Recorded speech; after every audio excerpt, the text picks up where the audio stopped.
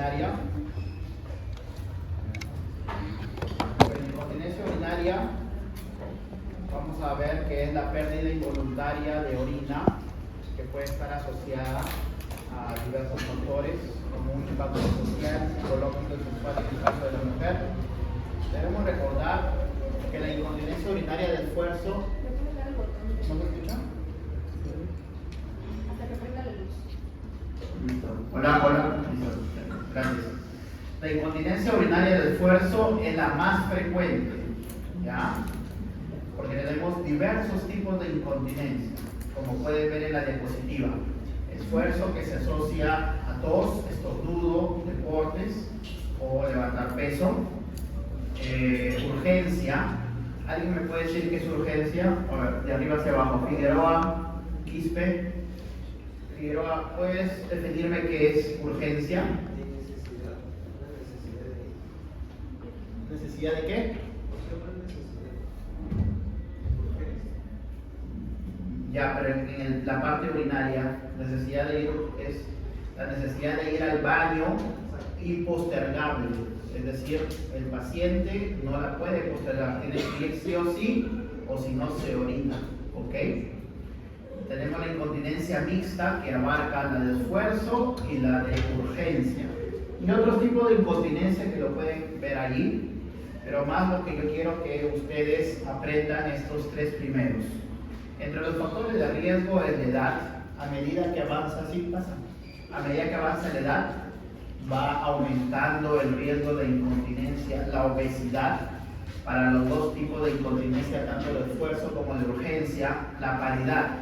Recordar que tanto los partos vaginales como los partos por cesárea son factores de riesgo para incontinencia, no solamente el hecho de un parto vaginal. La resequedad vaginal o la vaginitis atrófica o menopáusica. Las pacientes mujeres que tienen resequedad vaginal tienen síntomas irritativos. También enfermedades como la diabetes, problemas de la tiroides o cirugías ginecológicas. En esta diapositiva lo único que quiero que se aprendan que es incontinencia urinaria de esfuerzo complicada. Hay definiciones. Nosotros en urología dividimos la incontinencia urinaria en dos tipos grandes, complicada y no complicada. La complicada es aquellas pacientes mujeres que tienen antecedentes de cirugía de incontinencia, es decir, mallas, les han colocado una malla o han tenido alguna cirugía pélvica por cáncer, radioterapia, alguna vejiga neurogénica, o tienen prolapsos, o tienen síntomas visionales e irritativos concomitantes, o tienen alguna anormalidad con el nacimiento. Bueno, esto es básicamente lo que debemos incluir en nuestro diagnóstico. Y aquí está lo que conversamos con mi grupo ya sobre los síntomas. Nosotros, los síntomas visionales o los síntomas del tracto urinario bajo. Bueno, si existen síntomas del tracto urinario bajo, debe haber un tracto urinario alto. Flores, Taipe. ¿Cuál es el tracto urinario alto?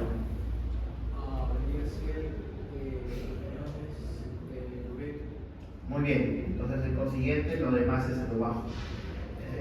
Por eso es muy importante porque a veces cuando nosotros hablamos de síntomas del tracto urinario bajo, algunos pacientes o algunos colegas médicos piensan que el riñón está involucrado y no es así. Si es tracto urinario bajo es vejiga, uretra y en el caso del varón próstata. Entonces, tenemos dos grupos, almacenamiento y miccionales. Y bueno, los posmiccionales que es más frecuente en el hiperplasia de próstata. Lo bueno de las enfermedades urológicas es que estos síntomas son muy comunes en muchas enfermedades urológicas. Hiperplasia de próstata, vejiga hiperactiva, cálculos en la vejiga, infección urinaria, ¿no? Y aquí tenemos o debemos tener en cuenta la definición. Por ejemplo, colaquiuria, más de 8 o igual a 8 episodios en un periodo de 24 horas. Nicturia es la interrupción del sueño. Hay pacientes que duermen en el día y trabajan en la madrugada.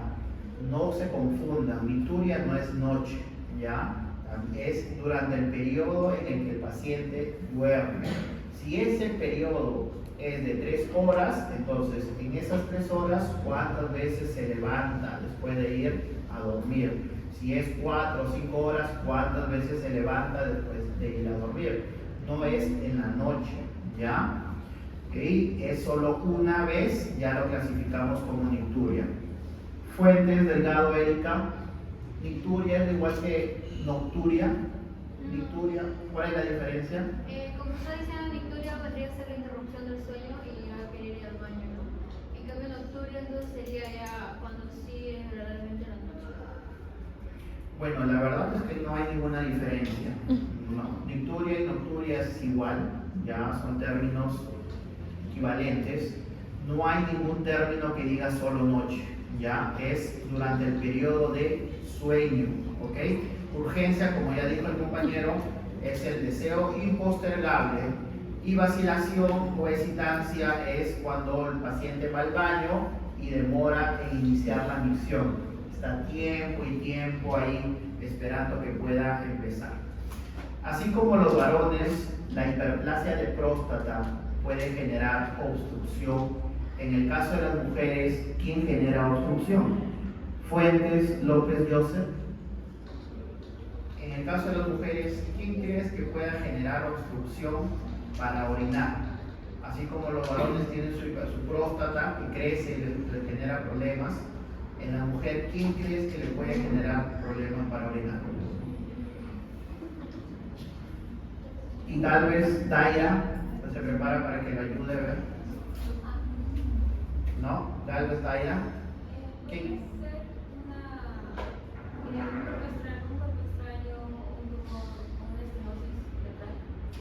Muy bien, estenosis de la uretra, perfecto. Tumores suburetrales, muy bien. A ver, Gerson Garaya. Gerson, otra causa que creas que pueda ocasionar obstrucción en la mujer. Prolapso. Exactamente, los prolapsos, ¿no? Los prolapsos pueden generar en la mujer. Recordar que los prolapsos se dividen en bajo grado y alto grado. Los de alto grado son los que generan bastante problemas para miccionar. Y nosotros tenemos que saber cómo abordar una paciente mujer con incontinencia. Hay que evaluarlas. A veces, bueno, entiendo que para los varones, médicos varones, es difícil evaluar a una paciente mujer porque es parte de su privacidad la zona genital, pero debemos incluir. ¿Por qué? Porque podemos toparnos con un prolapso genital, con características de una resequedad vaginal, con divertículos uretrales, que es otra causa de obstrucción en la mujer, con carúnculas uretrales, que también son otra causa de obstrucción en la mujer. Ahora, también tenemos unas pruebas adicionales como la prueba Q-tip o la prueba del hisopo. Esto básicamente es para evaluar hipermotilidad uretral. La hipermotilidad uretral, les adelanto, se ve en incontinencia de esfuerzo, ¿ok?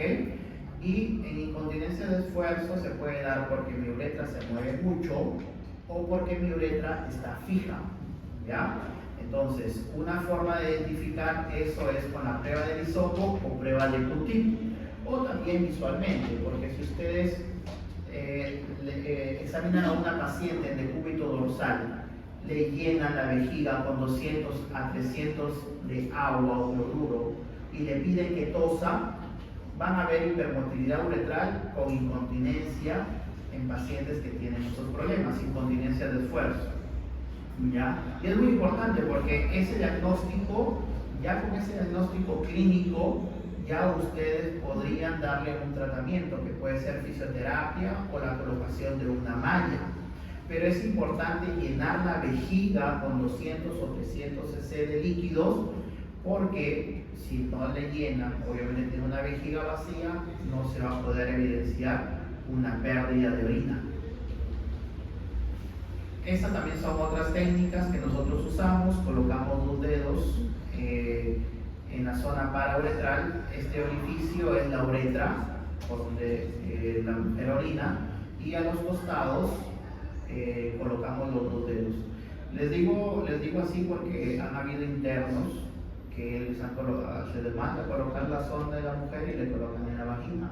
Es muy importante saber como es la zona de los genitales externos femeninos, ¿correcto? Entonces, nosotros vemos el orificio uretral y en la zona parauretral colocamos 2 dedos y le decimos, señora, tosa. Si tose y pierde orina, bueno, incontinencia urinaria. El diario miccional, que ya lo hemos conversado con mi grupo, básicamente nos permite identificar si es que el paciente sufre de colaquiuria, nicturia. También nos identifica la cantidad de líquidos que toma o la cantidad de líquidos que orina. Debe ser mínimamente un diario miccional de 3 días. El PAD test es un test que nosotros lo utilizamos para identificar incontinencia de esfuerzo. Exámenes auxiliares. Siempre que ustedes evalúen incontinencia, debe ser en un paciente con examen de orina negativo o con urocultivo negativo. Es lo primero que debe pedir a todo paciente para saber si es que tiene o no tiene infección, porque la infección puede dar síntomas irritativos y por lo tanto le puede llevar a la incontinencia. Y paralelamente solicitar una ecografía de la vejiga. Caterine Castelú, ¿dónde está Caterine? Caterine, ¿es lo mismo solicitar una ecografía abdominal inferior que una ecografía de la vejiga? ¿Cuál es la diferencia básicamente? Puedes observar lo que es la parte gástrica en realidad, pero vesical como la vejiga. Bueno, el estómago se puede ver parcialmente, no lo ves totalmente, pero la diferencia es en el residuo condicional. Cuando ustedes piden ecografía abdominal inferior, no les van a dar el residuo. El residuo quiere decir, la paciente o el paciente toma agua, le hacen una ecografía inicial, un estudio inicial, y le dicen vaya a orinar. Y después de orinar le hacen otra ecografía para ver qué tanto de volumen queda después de que el paciente orina. Entonces, eso no se lo va a entregar la ecografía abdominal inferior. Y aquí les estoy dando los datos de que menor a 50 es lo normal, tanto en varón como en mujer. Mayor a 200 ya nos preocupamos. ¿Y qué nos dice la guía europea? Que el residuo condicional, que es un dato muy importante, porque si ustedes tienen residuos mayores a 200, pueden sospechar o él o la paciente tiene un problema obstructivo, o por otro lado, él o la paciente puede tener una vejiga perezosa, que es otra causa de residuos elevados.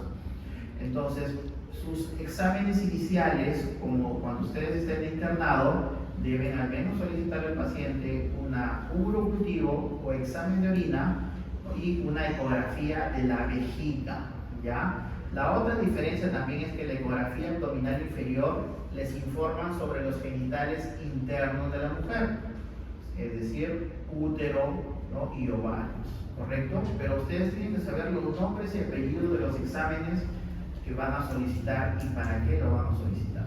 Otra forma de ver el residuo es también por medio de un cateterismo, pero obviamente los pacientes se van a sentir más incómodos. Entonces, primer dato, la incontinencia más frecuente es la de esfuerzo, le sigue la mixta y finalmente la urgencia.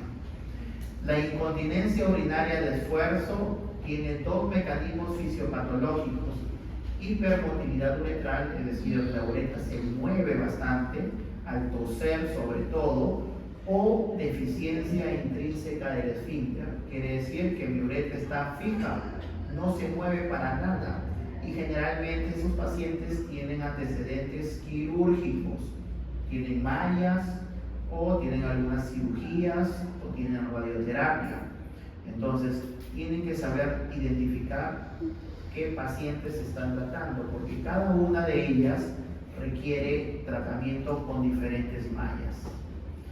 Y aquí están las diferencias. Hipermotilidad uretral cuando pierdo con grandes esfuerzos, grandes y medianos esfuerzos.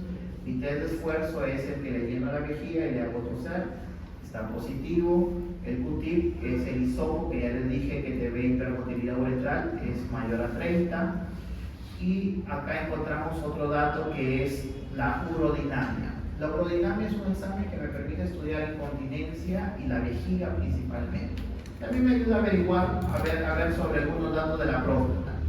Pero cuando yo tengo una urodinamia que me da un valor de presión de pérdida, ya sea por la tos, eso significa CLPP, C es de cold, que significa tos, o por el BLPP, que es Valsalva, Valsalva es pujar, mayor a 60, eso es incontinencia de esfuerzo por hipermotilidad uretral. Pero si este valor es menos a 60, hay que pensar que mi esfínter está comprometido, ¿correcto? Entonces hay que tener en cuenta las características clínicas y físicas de una paciente con incontinencia de esfuerzo, ¿correcto? Porque todo esto se puede diagnosticar en el consultorio. Nosotros como urólogos tenemos otra clasificación, la urodinámica 1, 2 y 3. 1 y 2 están en el grupo de la hipermotilidad uretral y la 3 es la fija, la uretra fija. Y básicamente se diferencian por el valor del BLPP. Como les dije, más de 60, menos de 60. 1 y 2 se diferencian porque uno es más de 90 y otro es entre 90 y 60. Pero tranquilos que eso no les va a venir, ¿no? Es simplemente para que tengan en cuenta. Y la otra cosa que yo les digo acá es que la única que se cura con TBT, o mejor dicho, la incontinencia de esfuerzo por deficiencia del esfínter se cura solo con TBT, ¿ya? Ese es otro dato. No vaya a ser que les venga un caso clínico y describiendo la incontinencia tipo 3 y ustedes marquen T o T. La TBT es la única que cura la incontinencia tipo 3. Y tenemos algunas circunstancias para mandar a hacer estudios adicionales, no solamente urodinamia. A ver, Aleisa Guardia Campos. Alesia, ¿qué pasaría si tú encuentras o te llega a tu consulta una paciente mujer con hematuria? ¿Qué exámenes le dices o le recomiendas que debe hacerse? Examen de orina simple, te estoy comentando. ¿O qué pensarías que este paciente pueda tener? A ver, Melanie Gutiérrez la puede ayudar. Melanie Gutiérrez, a ver, cuéntame, ayuda a tu compañera. ¿Qué pensarías, qué le solicitarías si es que viene una paciente, o en general, tanto varón como mujer, si tiene hematuria? Dime. No, pero la hematuria la he identificado por el examen de orina. Exactamente, una ecografía de los riñones, de la vejiga y si es varón, de la próstata. ¿Para qué? Para buscar cáncer, tumor de riñón, tumor de vejiga o para buscar cálculos que pueden ser causas de hematuria. ¿Ya? Muy bien, muy bien. Entonces, y tenemos otras causas que nos llevan a solicitar urodinamia, como por ejemplo paciente que ha sido operada de malla, paciente que tiene vejiga neurogénica, paciente que tiene residuo condicional elevado, pacientes que tienen prolapso de alto grado o que tienen algún trastorno de vaciamiento. Trastorno de vaciamiento, bueno, les voy a explicar en la clase de vejiga neurogénica. La micción se clasifica en dos fases: llenado y vaciamiento. Ahorita todos estamos en llenado, porque ninguno tiene esa urgencia de querer ir al baño.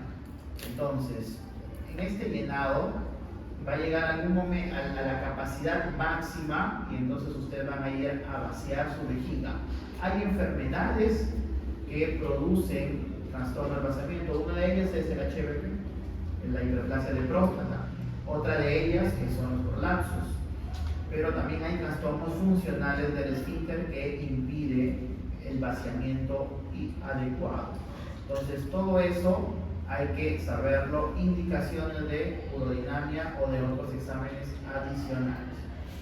Y aquí está, en el caso de la incontinencia urinaria de esfuerzo, repito, incontinencia urinaria de esfuerzo, que es aquella en la que se pierde porque estornudo, tos o levanto peso. Estructuras anatómicas que están débiles son los ligamentos.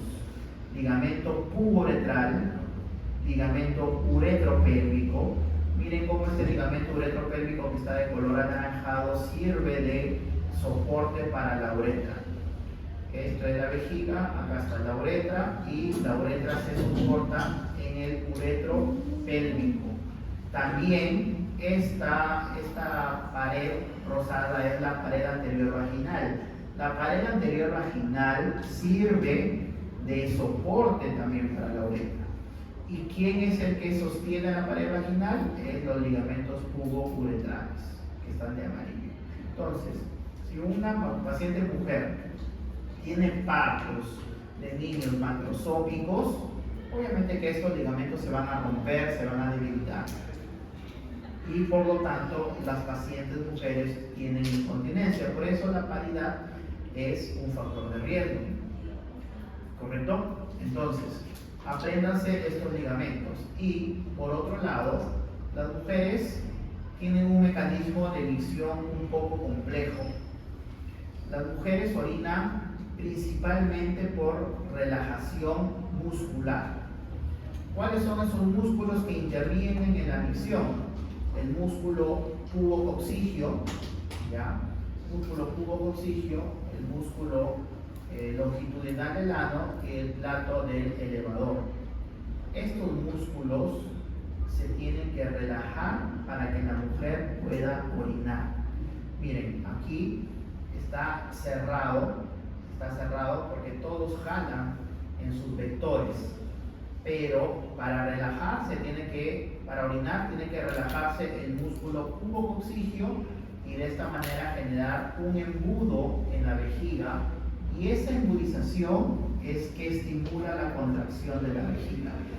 ¿Por qué es importante saber esta explicación de cómo orinan las mujeres? Porque existen enfermedades de disfunción miccional, nosotros la llamamos disfunción miccional, en que el paciente no tiene ningún trastorno, ningún antecedente neurológico, pero tienen estreñimiento o de pequeñas han aprendido a orinar mal o tienen el antecedente de alguna violación sexual. Entonces, estas pacientes tienen esos músculos hipertónicos, contraídos, y les cuesta relajarse para poder orinar. Y también es otra causa de obstrucción, pero no anatómica, como ya le hemos hablado, sino obstrucción funcional para la micción. Entonces, ustedes deben saber que la mujer debe tener un adecuado funcionamiento de los ligamentos y de los músculos. ¿Correcto? Es mucho más complejo la micción de la mujer. Bueno, estos son los ligamentos, los músculos. Dicen que se asemeja al puente de San Francisco, pero bueno. ¿Y qué medidas debemos hacer? Obviamente, si es obesa, tiene que bajar de peso, tiene que hacer ejercicio, hay que mandar la fisioterapia. La fisioterapia es la primera forma de abordaje de una incontinencia de esfuerzo. Y no solamente son los ejercicios de Kegel, como ustedes pueden creer. Ya hay biofeedback, hay estimuladores tibiales, también incluye magnetoterapia, tecarterapia, que ayuda a reforzar toda esta musculatura de la mujer. La parte hormonal para aquellas que sufren de resequedad. Hay muchas pacientes mujeres que piensan que las hormonas o las cremas vaginales son para las relaciones sexuales. No, muchachos. Ustedes tienen que educar a las pacientes y decirles que es para su salud. ¿Por qué? Cuando ustedes evalúan a una paciente ya mayor de edad y le hacen el examen vaginal, van a encontrar erosiones, van a encontrar una resequedad, así como por ejemplo alguien de repente ustedes pueden tener resequedad en sus brazos, en sus codos, en la misma resequedad se encuentra en la vagina, y cuando cae la orina es ácida, les arde y piensan de que es una infección urinaria, y no es así, sino es una resequedad vaginal. Por eso es que ustedes deben recetar o preguntar para poder indicar estas hormonas. Obviamente tienen que tener cuidado con aquellas pacientes que tienen cáncer de mama o cáncer o endometrio o algún cáncer uterino. Pero es muy importante tener en cuenta esto, porque la mayoría de médicos, sobre todo médicos generales, te dicen me arde, infección urinaria. Que está bien pensarlo, pero tienen que pensar más allá. Entonces, la fisioterapia es la primera opción y tiene que ser más o menos de un entrenamiento supervisado intensivo de al menos 3 meses. ¿Ok? Muy bien, chicos. Las mallas, la primera malla es la TBT. Esta malla es la primera que apareció, es de uretra media, se le llama un slit de uretra media, porque en la uretra media es donde se encuentra el esfínter, en el caso de la mujer. Tiene una tasa de éxito bastante alta y es una malla que te da incontinencia o te cura la incontinencia a largo plazo. El problema de estas mallas, bueno, aquí el dibujo básicamente es para mencionarle de que esta malla reemplaza al ligamento pubo-uretral. Si por ahí les viene una pregunta, ¿qué ligamento reemplaza la malla TBT? Ya saben, pubo-uretral. Y miren, se hace un corte en la zona vaginal, en la pared anterior vaginal, esto de color amarillo es la sonda, se hace una disección parauretral y la aguja pasa de adentro, de afuera hacia arriba, por donde sale la aguja.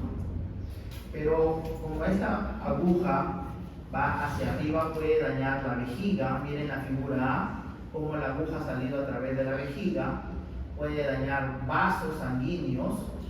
Pues miren, esta aguja se va hacia aquí, estos dos vasos, tanto los de menor calibre como los más grandes, ¿no? Puede dañar también el nervio obturador, pueden haber daño neurológico, entonces y también inclusive intestinal. Esta malla por eso tenía mucha resistencia entre los urólogos para ser aprendida, por todas estas complicaciones, por lo que apareció la malla TOT. La malla TOT tiene también una misma tasa de éxito, pero es en menor tiempo, ¿no? Por lo general, esta malla TOT, bueno, no por lo general, reemplaza al ligamento uretropélvico, ¿ya? Muy diferente a la TBT que reemplaza al cubo uretral. ¿Por qué lo reemplaza? Porque va a través del agujero transobturador hacia la parte anterior de la vagina. Es el mismo abordaje. Se hace un corte en la pared anterior vaginal, se coloca la sonda, se vacía la vejiga, pero la aguja entra por el agujero transobturador. Y las mujeres que se hacen esta cirugía, básicamente, bueno, es así el recorrido de la aguja, básicamente se quejan de dolor inguinal, porque obviamente la aguja pasa por allí, y dolor en el buco. Y la otra cosa es la aparición de síntomas nuevos urinarios, como son los síntomas irritativos. Muy bien. ¿Alguna pregunta hasta acá para pasar a incontinencia de urgencia? ¿Todo bien? ¿Qué ligamento reemplaza Al ligamento uretropélvico. Muy bien. ¿Incontinencia? ¿Alguna otra pregunta más? ¿No? ¿Todo listo? Muy bien. Pasamos a la de urgencia. La de urgencia es la tercera más frecuente y tiene que tener o debe tener como síntoma principal a la urgencia. Si no hay urgencia, no es vejiga hiperactiva o incontinencia, ¿ya? La incontinencia de urgencia se asocia a una vejiga hiperactiva. Entonces, ¿qué otros síntomas adicionales pueden haber concomitantemente? Polaquiuria, que ya lo hemos definido, icturia e incontinencia. Y el diagnóstico es clínico, por lo que también deben descartar infección urinaria con urocultivo, tumores o cálculos con ecografías. Por eso les digo, sus exámenes básicos como internos, pidan ecografía de la vejiga, no se olviden de la vejiga. Yo no entiendo por qué los médicos, sobre todo los que terminan, tienen una gran afinidad por el riñón, solo piden del riñón, piensan que el riñón es la causa de los síntomas o molestias urinarias. Pidan también de la vejiga. Y aquí está la explicación. La urgencia ocasiona que el paciente vaya al baño a cada rato, tanto de día y de noche, puede generar incontinencia y como no se llena la vejiga porque se contrae durante la fase del llenado, entonces el paciente orina por poquitos. Eso también completa la definición de polaquiuria. Polaquiuria es orinar más de 8 veces o igual a 8 veces en 24 horas, pero orinar poco. Porque ¿qué pasaría si es que orina bastante? estamos entrando al término de poliuria. Poliuria. Bueno, no es necesario saberlo, pero poliuria es la micción en 24 horas, más de 40 mililitros por kilogramo de peso. Entonces orinan bastante, que es muy diferente a la vejiga hiperactiva en la que orina por poquitos, 50 cc, entre 50 y 100 cc. En cambio, poliuria en purga es bastante, poliuria en general global es bastante. Y aquí están los receptores que encontramos en la vejiga: receptores M2, M3, los muscarínicos, los beta-3 agonistas que están en el lomo, y tenemos los alfa. A ver, como ustedes vieron, HBP, Guamán Díaz, Paola Alejandra. Guamán Díaz, Paola Alejandra. ¿Qué receptores alfa encontramos en el cuello de la vejiga? Porque se clasifican en 1, en 2, no en 3, que te ayudan sobre todo a nivel de la transulosina, pues, ¿no? La transulosina, ¿qué cosa es? Es un alfa bloqueador, pero ¿qué tipo de alfa bloqueador? A ver, Jimena Guamán, ¿dónde está? Ahí Renzo tampoco está, ¿no? Renzo Guamán, así estás. Ok, Renzo, a ver, ¿qué tipo de alfa bloquea la transulosina? Ya llevaron, creo, la clase, ¿no? Los alfa 1, muchachos, y están a nivel del cuello, están a nivel de la uretra prostática del varón, a nivel de la uretra femenina. Por eso es que también transulosina la utilizamos en las mujeres. Me ha pasado que he dejado transulosina en las mujeres y las pacientes pues tienen otra o escuchan algún comentario de alguna vecina erudita y le dicen se han equivocado, esa pastilla es para la próstata. Pues no saben pues que existen receptores alfa en cuello de vejiga y en uretra femenina, ¿correcto? Entonces tienen que saber, porque si no, la ignorancia es atrevida, muchachos. Y para poder diagnosticarlo, entonces ya les dije, la vejiga hiperactiva es diagnóstico clínico. Tienen que solicitar su examen de orina o su cultivo para que descarten una infección urinaria. Ariana Huerta Andrade. Ariana, ¿qué parámetros en el examen de orina simple te dicen que el paciente tiene infección urinaria?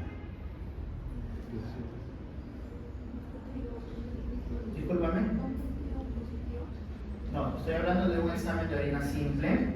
Ya, es un examen de orina que es un chorro y lo ven al microscopio, ven que hay linfocitos, hematíes, esterasa, nitritos, pH, el color, etcétera, etcétera. ¿Qué parámetros te indican que esta paciente puede tener infección urinaria? De los que he mencionado. Nitritos positivos, ¿qué más? Leucocitos, leucocituria, muy bien. ¿Qué más? No, ese es hemograma. Ese es el hemograma. La esterasa leucocitaria, ¿ya? Entonces, nitrito, leucocituria, esterasa leucocitaria presente, y también a veces microhematuria pueden estar presentes en un examen de orina con infección. Y entonces, le solicitamos, le decimos al paciente, ¿sabe qué? Deje de consumir irritantes. Dachira Casanova Josué, Dachira, ¿qué irritantes de la vejiga conoces?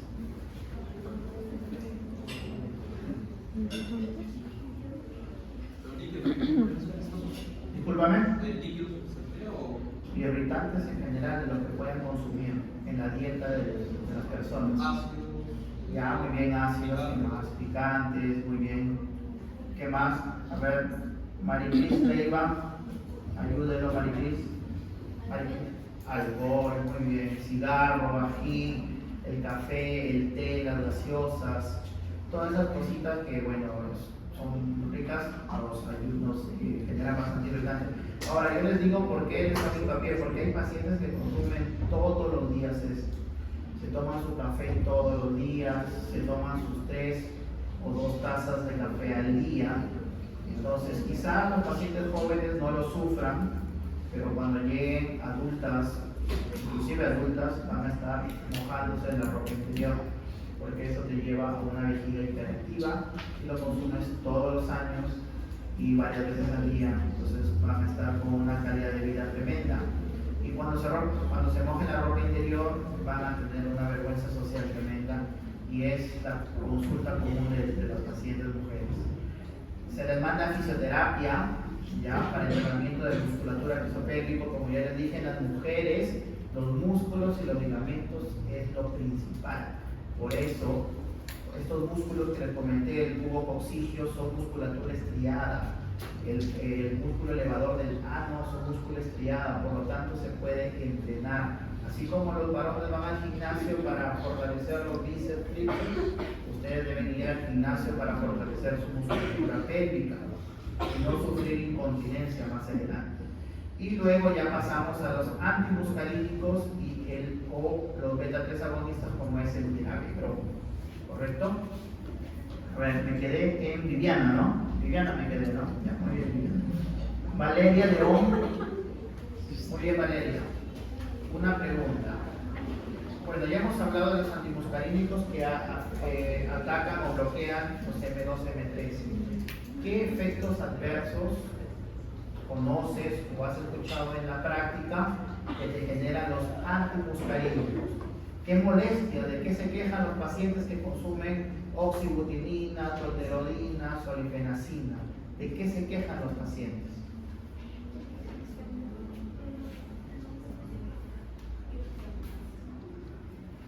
Nicola Lertora, a ver, ayúdenle a su compañera. ¿De qué se quejan los pacientes que consumen antimuscarínicos? Boca seca, muy bien, estreñimiento, correcto, ojo seco, también no hay mucha sudoración, y en los pacientes ancianos, deterioro cognitivo. Debemos tener mucho cuidado en el uso de anticolinérgicos o antimuscarínicos en pacientes mayores de 65 años, porque si no, se van a desorientar, se confunden. Por eso es que tenemos anticolinérgicos que no atraviesan la barrera hematoencefálica, vale decir el trospium, que ya lo tenemos en el Perú, vale decir la difenacina, que no lo tenemos, pero es y la mesoperodina, que también no lo tenemos. Esos tres medicamentos generalmente no dan mucho deterioro cognitivo, ¿ya? Entonces ustedes pueden dar los otros medicamentos a personas jóvenes, menos de 65 años, pero a mayores de 65 años tienen que tener mucho cuidado. Ahora, ¿qué otra cosa? A ver, Lipa Orozco Camila. Lipa, es muy importante a los pacientes de consumo, o ¿qué le preguntarías a un paciente en relación a los ojos antes de prescribir antimuscarínicos? Glaucoma, muy bien. Fiorella Yaudí Chamorro. Fiorella, ¿glaucoma de ángulo estrecho o de ángulo abierto te interesaría? Estrecho, exactamente. Los anticolinérgicos, esta vez todos, aumentan la presión intraocular y pueden llevarte a la ceguera. O sea que están prohibidos los pacientes que sufren de glaucoma de ángulo estrecho y que no hayan sido tratados. Muy bien, chicos. Entonces ya tenemos, le recomiendan evitar irritantes, rehabilitación, también les dicen, ¿sabe qué? Fíjense con los líquidos, les doy los antimuscarínicos. Ahora me paso a los beta-3 agonistas, que es el mirabegron. Si es que tienen pacientes porque sufren de glaucoma y no pueden darle un mirabegron entonces. Pero el mirabegron tiene una salvedad, que no le pueden dar a pacientes que sufren de la presión alta y que no sean controlados. Hay pacientes que no se controlan muy bien o que de repente tienen algunos síntomas de hipertensión arterial y no están tratados. En ellos no da un mirabegron.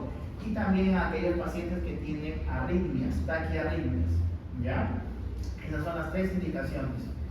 Y finalmente, si es que después de haber dado un tratamiento de 4 a 8 semanas, el paciente no me responde, bueno, lo que procedería es solicitarle un examen adicional, que es la urodinamia. Es otra indicación de urodinamia. La urodinamia me confirma vejiga hiperactiva. ¿Qué otras alternativas tengo? La toxina botulínica. la neuromodulación sacra, ¿correcto? Entonces, ahí tenemos nuestras alternativas. Lo último son cirugías, pero no es muy frecuente utilizar la vejiga hiperactiva. Pero cuando hay vejiga hiperactiva refractaria, que es que después de 8 semanas no me responda a un tratamiento farmacológico y después de 2 semanas, de 12 semanas que no me responda a una terapia conductual, ya puedo utilizar mi toxina botulínica o mi neuromodulación. Aquí tenemos todas las características o todos los medicamentos, ¿no? Miravigrón, fesoterodina. Ahora en Japón ha aparecido el Vivegrón, que es 100 veces más potente que el Miravigrón y que no tiene esta restricción en pacientes hipertensos, taquicárdicos. Entonces, tenemos un buen armamento para el vejiga hiperactiva. Muy bien, chicos, ¿alguna pregunta? ¿Todo bien? ¿Se entendió? Bien, chicos. ¿Cuánto tiempo nos queda? Por lo menos son cortitos. 2 de la tarde. Hay como 40 minutos. Ya, okay. Va a preguntar entonces una segunda vuelta de preguntas. Ya. Los prolapsos genitales. Ya hemos adelantado que los prolapsos es el similar de la próstata en la mujer. No solamente es la caída de una de las paredes vaginales, ¿ya? Es decir, si la vejiga o el útero cae a través de la pared vaginal, no solamente eso se le está definiendo como prolapso, tiene que haber algún síntoma asociado. La paciente se queja de abultamiento, la paciente se queja de erosiones, de heridas, porque a veces hay prolapsos que salen de la vagina y se erosiona, y eso lo tienen por años, y eso les duele a los pacientes. Y acá está lo nuevo e interesante, que genere retención urinaria. Paciente mujer con retención urinaria, vean si tienen prolapso. O que les genere una falla renal, bueno, una insuficiencia renal postrenal. Creo que ustedes les enseñan insuficiencia renal prerenal, renal y postrenal. Pues esta es una causa de insuficiencia renal posterior, ¿no? Entonces, esa es la definición de prolapsos. Y aquí está la explicación también de los ligamentos. Todo en el caso de las mujeres son los ligamentos y los músculos. De la ANSEI hizo una clasificación, nivel 1, nivel 2 y nivel 3. En el nivel 1 tenemos los ligamentos uterosacros y cardinales que me sostienen al útero.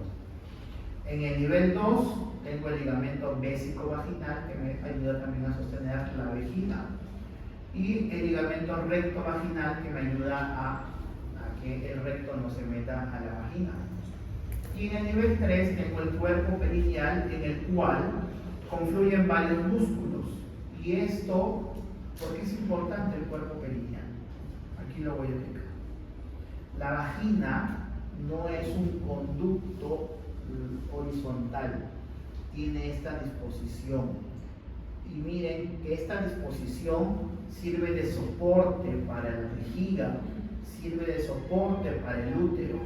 Entonces, cuando yo tengo que mi cuerpo vaginal, mi cuerpo que diga perineal, está alterado, esta vagina pierde ese eje y por lo tanto hay mayor predisposición al prolapso, ¿ya?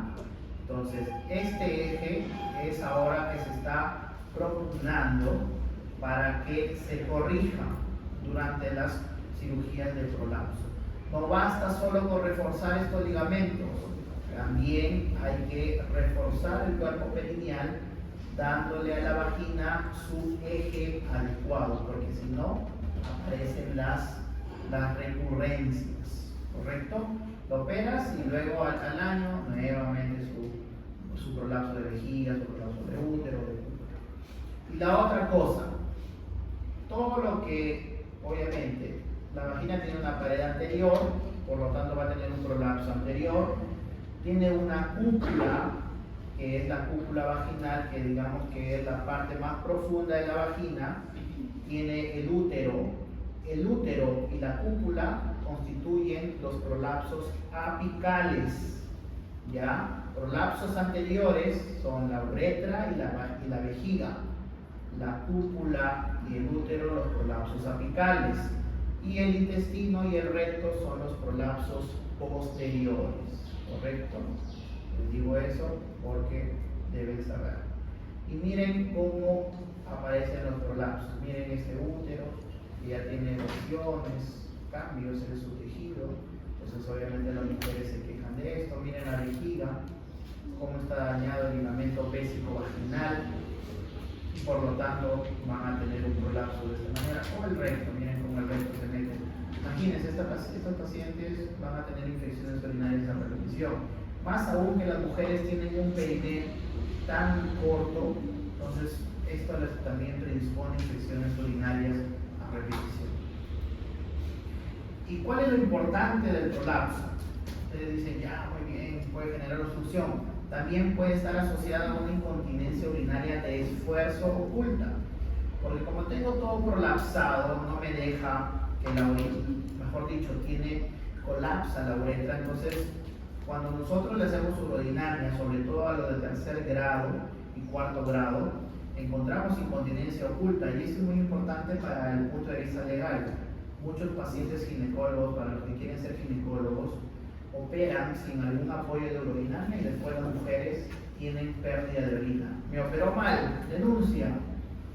Y entonces ahí nos centramos en hacer la búsqueda de por qué hay esta pérdida de orina. Puede ser una fístula o puede tal vez ser una incontinencia urinaria oculta que llega a ser de 30 al 50% de pacientes con un prolapso de alto grado. Por eso es importante, prolapso de alto grado, una urodinamia, ¿ok? Para buscar incontinencia urinaria oculta. Entonces miren este prolapso grandote, nosotros lo reducimos. Allí, por ejemplo, podemos hacer el test de esfuerzo. Si no tenemos urodinamia, porque en sus centros no van a tener urodinamia, no tienen ecógrafo, no tienen nada, clínicamente se puede hacer una sondita, le meto la sondita por la uretra, le lleno hasta 200 o 300, le reduzco el prolapso, le pongo una gasita y la hago hacer. Pérdida, entonces ya le dicen que tiene incontinencia venosa. Hay sistemas que nos ayudan a clasificar los prolapsos, BADEM, POPQ y el POPQ simplificado. Esto realmente lo van a ver más en ginecología, por eso no lo explico mucho, ¿no? La sensación de bulto es una causa también para operar. Recuerden, tiene que haber síntomas. La incontinencia urinaria también es otra causa para operar. Y tratamiento final, si es un prolapso anterior, colporraje anterior. Si es un prolapso posterior, colporraje posterior. Si es un prolapso apical, que ya les dije que es útero cúpula vaginal, ahí ya tenemos más alternativas. Tenemos, por ejemplo, la colposacropexia, que puede ser abierta, laparoscópica o robótica, la fijación al ligamento sacroespinoso, que hay mallas como el splentis o el ancoshur para poder corregir. El cuerpo perineal, ya les dije cuál es la importancia del cuerpo perineal para restablecer el eje de la vagina. Y tenemos los pesarios. Hay pacientes mujeres que no se pueden operar, porque son muy ancianitas o tienen muchas comorbilidades. Entonces tenemos estos dispositivos que los colocamos dentro de la vagina y permiten que ya no caiga el prolapso. ¿Listo, chicos? ¿Preguntas? ¿Dudas? ¿Listos para su examen? Muy bien, vamos a vejiga neurogénica. Estamos a tiempo, nos quedan 30 minutos. Estamos muy bien. No, 26 minutos. Ya 25, muy bien. ¿Listo, chicos? ¿Se entendió? Ya, porque acá hay como 10 preguntas de la primera clase. Ahora, en la vejiga neurogénica yo solamente les voy a pedir que se aprendan las lesiones y cómo es la fisiología de la micción. Obviamente, si voy a tener una vejiga neurogénica, debo tener una enfermedad neurológica. No puede haber vejiga neurogénica sin enfermedad neurológica. Parkinson, tumores, traumatismos vertebromedulares. La diabetes, cuando uno es diabético más allá de 10 años, ya lo tratamos como una vejiga neurogénica. Espinas bífidas, mielomeningoceles. ¿Y cuál es el problema de estas vejigas neurogénicas? Que me dañan al riñón. Y hay jóvenes que ya están en diálisis y que tienen una calidad de vida terrible. Entonces, la idea de estudiar una vejiga neurogénica es proteger al riñón. Salud. Es proteger al riñón, ya saben. Es lo principal, es uno de los objetivos para que el paciente no llegue a la diálisis. Y acá tenemos a todos los participantes. la vejiga, obviamente, y los esfínteres. A ver, es una pregunta que siempre vamos a hacer. Graciela Llerena Quispe. Graciela, ¿cuál es el esfínter interno?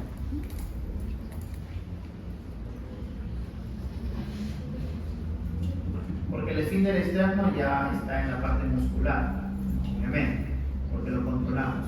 Pero también tenemos un esfínter interno. ¿Cuál es el esfínter interno? A ver, ¿quién la ayuda? Elizabeth López. Elizabeth López está. Ahí está. Sí, Gonzalo Macari. Gonzalo, ¿cuál es el esfínter interno? Es el cuello de la vejiga, chicos. El cuello de la vejiga está constituido por músculos lisos, por musculatura lisa, es el esfínter interno, y el esfínter externo es el estriado, pues el que controlamos, el que ahorita está cerrado. El cerebro es el que controla, es el nivel más alto de control, es quien, si es que su vejiga ya está llena y ya tiene ganas de orinar, es quien le dice, ¿sabes qué? Estoy en la calle, aguántame hasta que llegue a un baño. El centro coordinador es el puente de Barolio o el centro continuo. El centro continuo, ¿a qué se refiere el coordinador? Es el que me apaga y me enciende, digamos, estos sistemas nervioso simpático y parasimpático para la misión. ¿Correcto?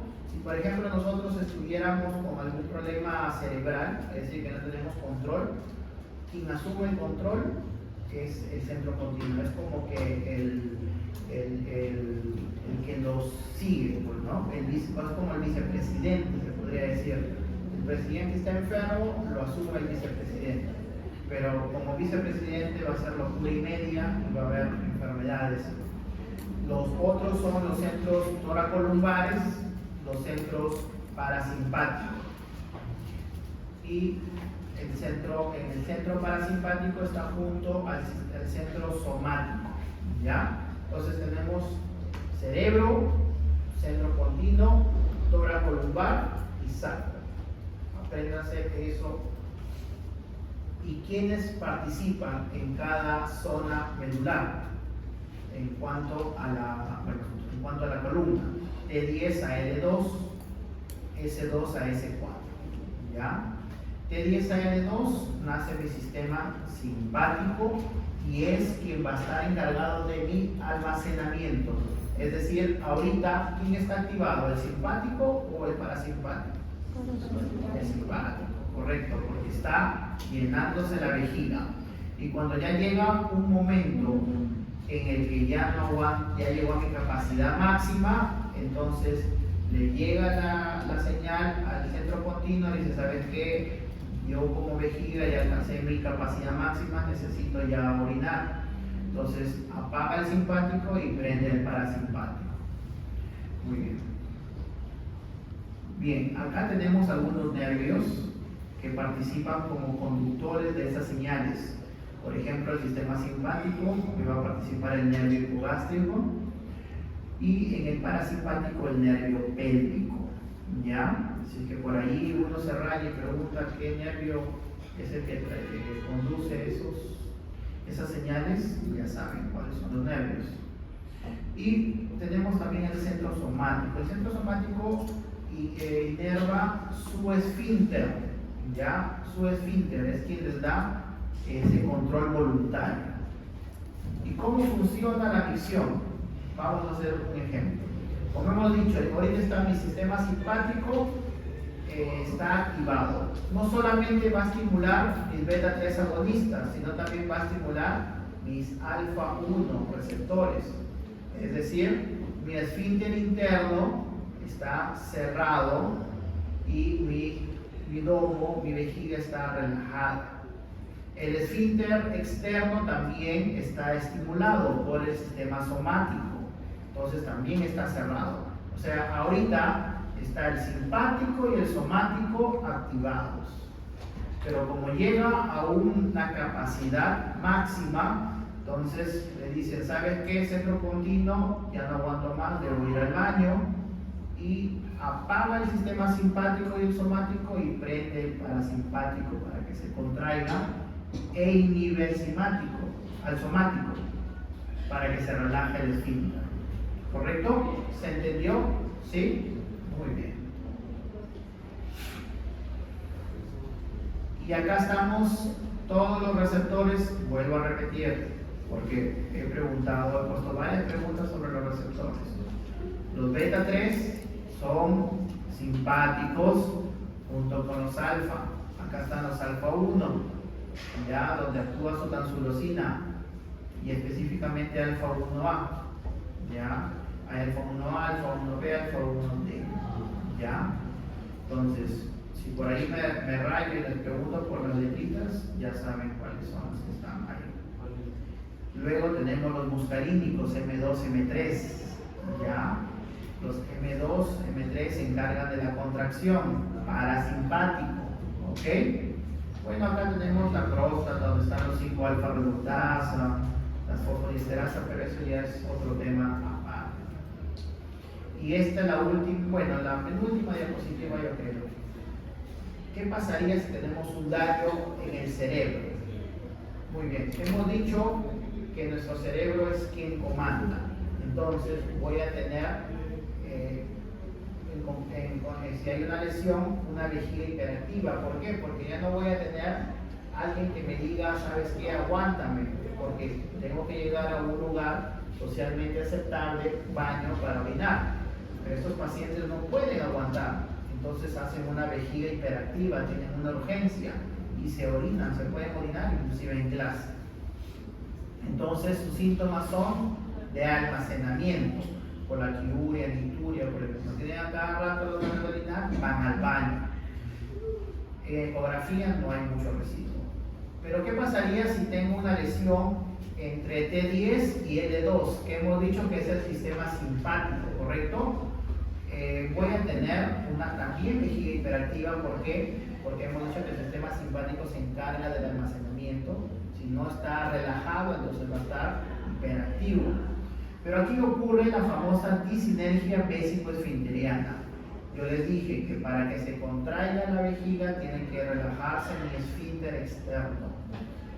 En pacientes que tienen lesiones T10 a L2, tienen esa disinergia vésico-esfinteriana. Se contrae mi vejiga, se contrae mi esfínter. Entonces no sale la orina. El paciente no puede orinar.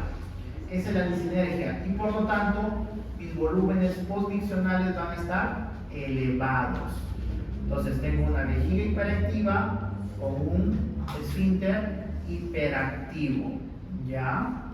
Ahí no se vayan a confundir. A diferencia de si hay una lesión en el cerebro, mi esfínter está normal. ¿Ya? Muy bien. Pero si tengo una lesión sacra S2, S4, voy a tener una vejiga perezosa, ¿ya? Que se para, que no contrae, no saca la orina y por lo tanto también voy a tener residuos elevados, ¿ya? Y el esfínter puede estar o normal o también puede estar perezoso, ¿correcto? Creo que se entendió, porque aquí yo sí les estoy mezclando todos los síntomas, así que traten de estudiar bien esta diapositiva para que no se confunda. ¿Y qué debo hacer? Debo examinar a un paciente neurológico, debo hacer su examen físico, ver algunos reflejos, el reflejo bulbocavernoso, tanto en varón como en mujer, es decir, se aprieta el glande en el varón o el clítoris en la mujer, y con mi tacto rectal tengo que sentir que el esfínter anal se contrae. Ese es el reflejo bulbocavernoso y me evalúa que S2, S4 estén bien. Obviamente que si hay contracción del esfínter anal, quiere decir que esa región sacra está muy bien. Pido exámenes, otra vez, examen de orina, urocultivo. Acá sí me interesa la función renal, ya les dije en paciente neurogénico, es muy importante la función renal, porque es el tracto urinario superior, ¿no? Y pido también mi ecografía vejiga. Y aquí la urodinamia. Todo paciente neurogénico debe tener su estudio de urodinamia. Todo paciente neurogénico debe tener su estudio de urodinamia porque necesitamos clasificar esa vejiga. Tiene vejiga neurogénica, su primer nombre y su apellido es, ¿qué es? ¿Hiperactiva o hipocondráctil? Tiene que tener el nombre completo de esa vejiga neurogénica. Y el tratamiento, les dije, proteger el tracto urinario superior, que el paciente no tenga incontinencia urinaria para tener una mejor calidad de vida, restaurar la función de esa vejiga, que al menos se asemeje a lo normal y consecuentemente tener una mejor calidad de vida. Tratamientos en pacientes que tienen, por ejemplo, vejiga perezosa, se les dice que vayan al baño si no tengan el deseo de orinar, al baño cada 2 o 3 horas. Tratar de evitar las maniobras de empujar, Valsalva empujar. ¿Por qué? Porque a veces las vejigas tienen unas presiones tan altas que llegan al riñón y lo dañan. A ver, vamos a ver. Andrea Márquez Zorrilla. Andrea, ¿cuál es esa presión? Si lo has escuchado, no está obligado a saberlo. Que dentro de la vejiga puede aparecer en vejiga neurogénica y que me daña al riñón. Es un numerito nada más. Se va preparando Mario Mendoza, Carla Mendoza Sosa, que la ayude. ¿Está Carla? Ah, no, Carla faltaba. No, estoy acá. Ah, Carla, ya te fue. Carla Mendoza Sosa. ¿Andrea Márquez está? No, no, ahí Andrea. Ah, tú eres Andrea. ¿Betsabe López también está? No, no, ahí falta. A ver, ¿algún numerito? ¿O alguien quiere decir algún numerito? 15. 15, y aquí nada más. ¿Nadie más? 16, ya alguien está más. Que sea sumando un poquito más. 40 centímetros de agua. Ya, 40 centímetros de agua, pregunta de INAM o pregunta de examen para su segundo. 40 centímetros de agua. Si hay presiones dentro de la vejiga mayor o igual a 40, ya el riñón está sufriendo durante la fase de INAM. Bueno, tenemos también rehabilitación, fisioterapia también es muy importante, sobre todo para los estreñidos. El estreñido es malo, hacer estreñido es malo tanto en el varón y en la mujer, sobre todo en la mujer, ¿ya? Entonces, y también tenemos algunos colectores en aquellos pacientes que tienen incontinencia. Bueno, también aquí, si es una vejiga neurogénica hiperactiva, tenemos los muscarínicos, los antimuscarínicos, que ya sabemos cuáles son. También utilizamos la vejiga, la toxina botulínica en aquellos que son refractarios. Los alfa-bloqueadores también utilizamos tanto en mujeres como en varones para reducir la resistencia de la salida de orina. Y acá está una pregunta que he puesto. El betanecol no está indicado como para simpatomímetro, ¿ya? No está recomendado. El betanecol supuestamente mejora la contracción de la vejiga, pero las guías internacionales no lo aceptan, porque realmente el efecto es escaso. Cuando tenemos pacientes con vejiga perezosa, uno de los tratamientos principales es el cateterismo intermitente, ¿ya? Y si no se puede, el cateterismo permanente, que es la sonda que le colocan a los pacientes. ¿Por qué? Porque un residuo elevado, tanto en paciente neurogénico como no neurogénico, es sinónimo de infección urinaria, sinónimo de formación de cálculos, ¿ya? Entonces, todo paciente que retenga orina está mal. Muy bien, chicos. Listo. A ver, ¿cuánto nos falta? Ya esta es la última clase, la última tarea. Uy, nos falta 10 minutos. Está genial. Terminamos rápido porque es cortito esto. Muy bien, me quedé en 2 meses, creo que ¿Quién fue el último que dije? ¿No? Carla, creo, ¿no? Carla Mendoza me quedé, ¿no? Ya bueno, ya. Disfunción eréctil, obviamente todos conocemos cuando la erección falla. Obviamente que es un trauma terrible para los varones. Uy, también. En general, a grandes rasgos, se clasifica en orgánico y psicógeno. Y hay algunos factores de riesgo: cigarro, alcohol, edad, obesidad, la testosterona, aquellos que usan pues ¿cómo se llama? Su testosterona externa, ¿no? Que les gusta utilizar los anabólicos, van a sufrir de disfunción eréctil, ¿no? Enfermedades cardiovasculares, infartos, síndrome coronario, diabéticos, todos ellos sufren de disfunción eréctil. La cirugía prostática. Las cirugías de próstata también pueden llevar, sobre todo las que son las cirugías radicales por cáncer. Ahí sí hay disfunción eréctil incurable y también hay incontinencia urinaria. Trauma del pene, pues obviamente pues, los famosos conejos durante las relaciones sexuales que generan fracturas, ¿no? De los tejidos. Entonces hay que tener cuidado, y obviamente los medicamentos. La disfunción eréctil no es una enfermedad propiamente dicho, se le puede considerar un síntoma de otra enfermedad subyacente. Si hay algún, sobre todo en adultos, ¿no? Porque en jóvenes, por lo general los jóvenes tienen otras causas ya de disfunción eréctil. En adultos mayores, pues hay que pensar en problemas coronarios. ¿Sabes qué? Anda al cardiólogo, ve si sufres de la presión, o ve si tienes algún síndrome coronario, o de repente algún stroke, algo, ¿ya? En pacientes jóvenes hay que pensar en drogas, hay que pensar en enfermedades de depresión, o que consumen medicamentos para depresión o algún otro medicamento, o que han tenido pues algún trauma en el pene, etcétera, etcétera, con problemas psicológicos. Para que haya erección tienen que funcionar todos estos sistemas. Sistema de irrigación, el arterial, que la arteria pudenda interna es quien me va a llenar mis cuerpos cavernosos, ¿ya? La arteria pudenda interna llena mis cuerpos cavernosos, y mi sistema venoso de drenaje va a vaciar los sistemas cavernosos. Cuando hay una estimulación, ven, aquí tenemos un corte transversal del pene, tenemos los cuerpos cavernosos y el cuerpo esponjoso. El cuerpo esponjoso está la uretra, y en los cuerpos cavernosos son como microceldas, ¿ya?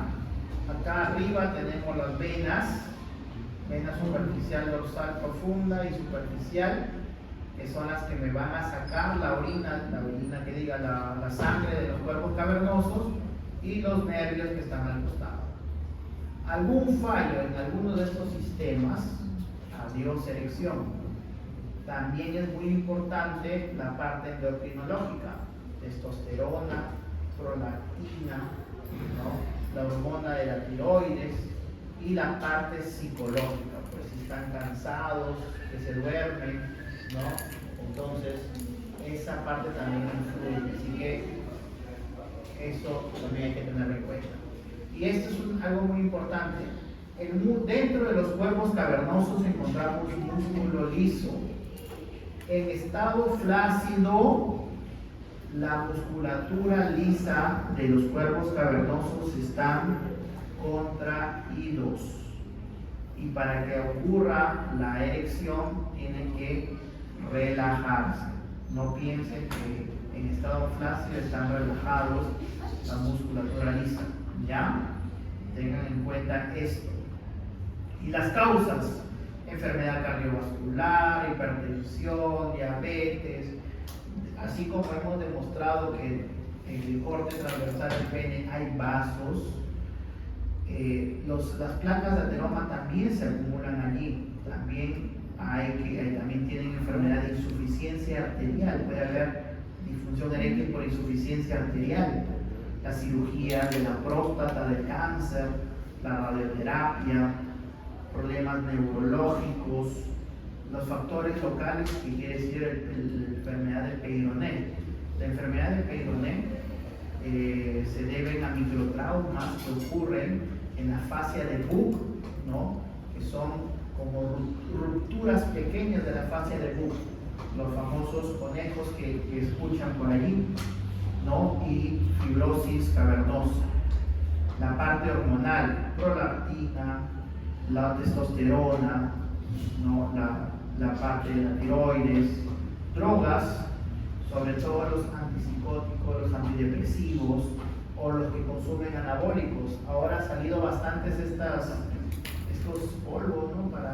de creatina que usan los jóvenes para aumentar la masa muscular. Cuando leen las letras chiquitas, tienen ahí unas concentraciones mínimas de testosterona y es otra causa de pacientes jóvenes con disfunción eréctil, ¿ya?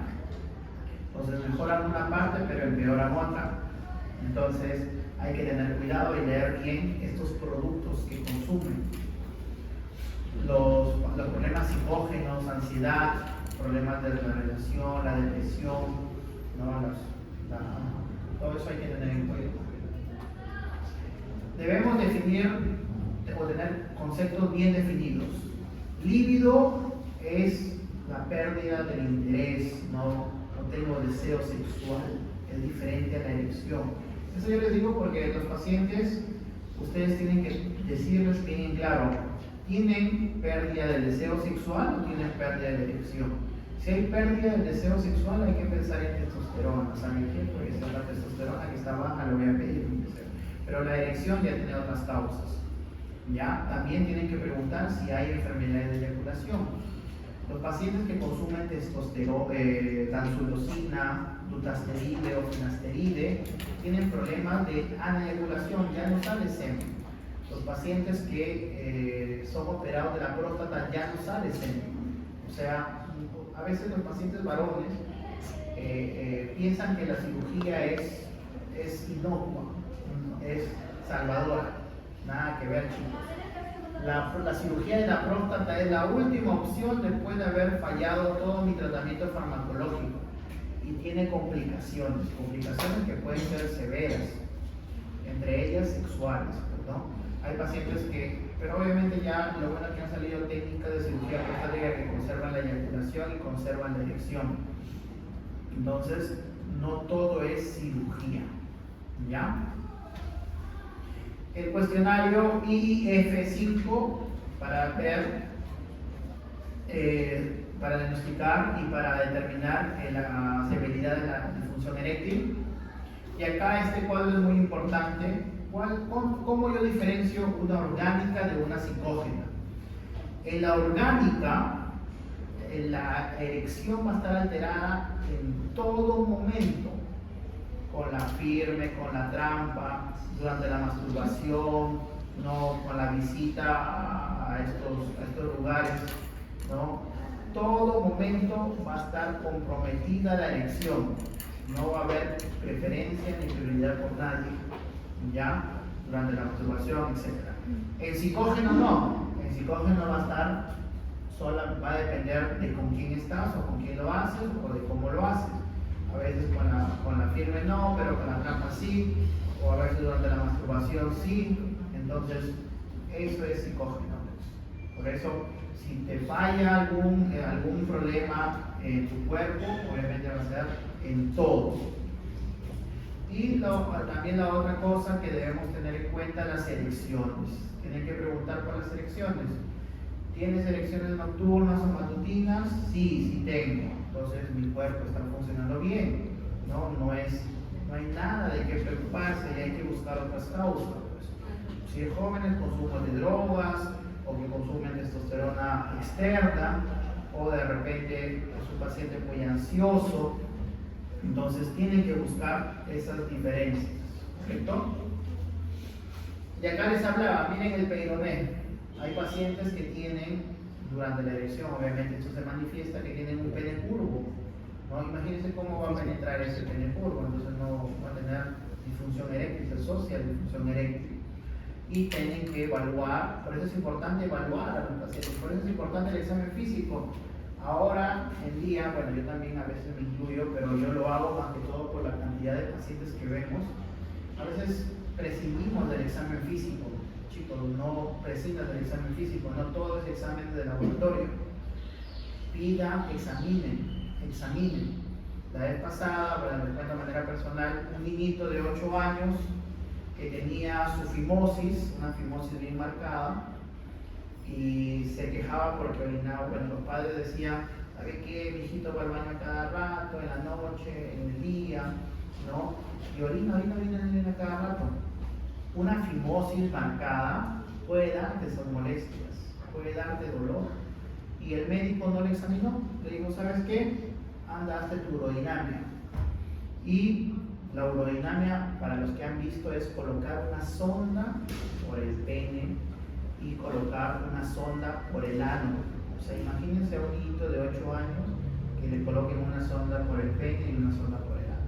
Es bastante traumático, solo por no examinar a su paciente de que tenía fimosis. Entonces, hay la mala costumbre ahora de los médicos, ¿no?, de no examinar y de frente matar. Y eso está mal. Bueno, acá tienen la otra imagen de un paciente que no tiene caracteres sexuales secundarias, como no hay vello púbico, no hay vello axilar, hay ginecomastia, hay micropene, hay microtestículos. Estos pacientes tienen ya problemas hormonales. Y el reflejo bulbo cavernoso, que ya les dije que evalúa el nervio pudendo, que el nervio pudendo me permite evaluar el esfínter. Ya terminamos, falta poco ya. ¿Qué exámenes debemos pedir a un paciente con disfunción eréctil? Glucosa, perfil lipídico, testosterona, prolactina, ¿correcto? Pueden pedir también hemoglobina glicosilada, porque también es un parámetro que nos ayuda a saber cómo está el paciente. ¿Pero por qué pedimos perfil hepático? Porque estas pastillas de inhibidores de fosfodiesterasa alteran el hígado, entonces se puede elevar las transaminasas. Tenemos causas primarias, por ejemplo, hay pacientes que de niños han sufrido de torsión testicular o criptorquidia, y entonces tienen su testículo ya está hipotrófico, entonces pueden tener problemas hormonales de producción de testosterona, porque en el varón la testosterona se produce en el 95% en el testículo, o pueden sufrir de un síndrome de Klinefelter que puede dar ausencia de caracteres sexuales secundarios. ¿Qué tenemos como tratamiento? Drogas vasoactivas. Estas drogas vasoactivas son las que se inyectan directamente en el pene, en el cuerpo cavernoso, ¿ya? Podemos solicitar un ecodoppler peniano. ¿Para qué? Para descartar insuficiencia arterial. ¿Cuáles son los valores? Si tienen un paciente con una velocidad sistólica menor a 30 y una distólica menor a 3, es insuficiencia arterial. Pero si está mayor a 30 y mayor a 3, una fuga venosa. Fuga venosa se refiere a que ni bien se están ingurgitando de sangre los cuerpos cavernosos, ya las venas están sacándola paralelamente. Entonces nunca va a haber una erección completa, o en el transcurso puede haber una erección inicial y luego se vuelve flácido. Eso se llama fuga venosa. ¿Ya? Quiere decir que se sale la sangre mientras se está llenando los cuerpos cavernosos, y eso generalmente se debe a fístulas arteriovenosas. Cuando el paciente varón tiene traumas penianos, se pueden formar estas fístulas. Y insuficiencia arterial por placas de ateroma que pueden haber en los vasos, ¿no? En la arteria pudenda interna pueden acumularse las placas de ateroma. También tenemos el RISCAN, que me permite evaluar objetivamente cómo es que puede haber las erecciones nocturnas. Lo normal es 3 a 6 episodios eréctiles en la noche, eso es lo normal que debemos tener todos los varones, y cada episodio de erección debe durar 10 minutos aproximadamente. Ese es un aparato, es ahí el aparato. Entonces esa es otra forma también de diferenciar una orgánica de una psicógena. Y para los que a veces, a todos nos preguntan siempre sobre la pastilla azul, ¿no? ¿Sabes qué? ¿Puedo tomar? ¿No puedo tomar? A todos les van a preguntar, siempre les van a preguntar, sobre todo los viejitos. Entonces, tienen que saber si es que este paciente está controlado bien de la presión, si es que tiene algún problema coronario, o ha tenido un infarto reciente, o algún problema de stroke. ¿Por qué? Porque no es que la pastilla te va a matar, no. solamente va a matar a los que están en el cuadro amarillo y el rojo, ya a los que están mal controlados desde el punto de vista cardiovascular. Hay pacientes que han tenido un infarto hace 2 meses y se van a tomar la pastilla azul, se mueren, obviamente. Y en la creencia popular piensan que estas pastillas matan, no es así. A un paciente normal, a un paciente joven de riesgo bajo o que no haya tenido ningún antecedente cardiovascular, puede utilizar sus medicamentos sin ningún problema. Lo que sí pues genera algunos efectos adversos, como todo medicamento. Te puede generar ruborización, porque básicamente son vasodilatadores. Obviamente, si hay vasodilatación en la cara, entonces se te vas a ver lo rojo, ¿no? Rosada la cara. Puedes tener cefalea, porque genera vasodilatación dentro de los vasos que están en la parte neurológica. Entonces, deben tener en cuenta eso. Si ustedes tienen pacientes en riesgo intermedio y alto, mándalo al cardiólogo. Siempre mándalo al cardiólogo, porque si no, le das y los matas. Y a los de riesgo bajo sí les puedes dar su tratamiento con la pastilla. Tenemos pastillas, tenemos ampollas. Hay pacientes que se colocan su ampolla directamente en el cuerpo cavernoso y hay una erección sin estimulación. La diferencia es que las pastillas necesitan estimulación de la pareja. Si no hay estimulación, no funciona. En cambio, las ampollas no necesitan estimulación. Le coloca la ampolla y ya se erecta el pene. Tenemos otras alternativas como las ondas de choque, el vacuum y finalmente las prótesis. Muchachos, la erección, la disfunción eréctil no se cura, ¿ya? Hay que cuidarse. Si no se cura, van a terminar con una prótesis de pene. ¿Ya? ¿Dónde está la prótesis? Miren, esas son las prótesis de pene. Se colocan dentro de los cuerpos cavernosos y tienen su valvulita. Entonces van a estar con su valvulita ahí inflándose para en cada momento, en cada relación sexual. Acá están, miren cómo se colocan dentro de los cuerpos cavernosos con las agujas, con las ampollas, el tabernet. Ahora ya llegó al Perú. Y tenemos también los vacuum que generan erección por presiones negativas. Creo que me pasé aquí. Allá. Las complicaciones, como les digo, cefalea, rubor, congestión nasal. ¿Ya?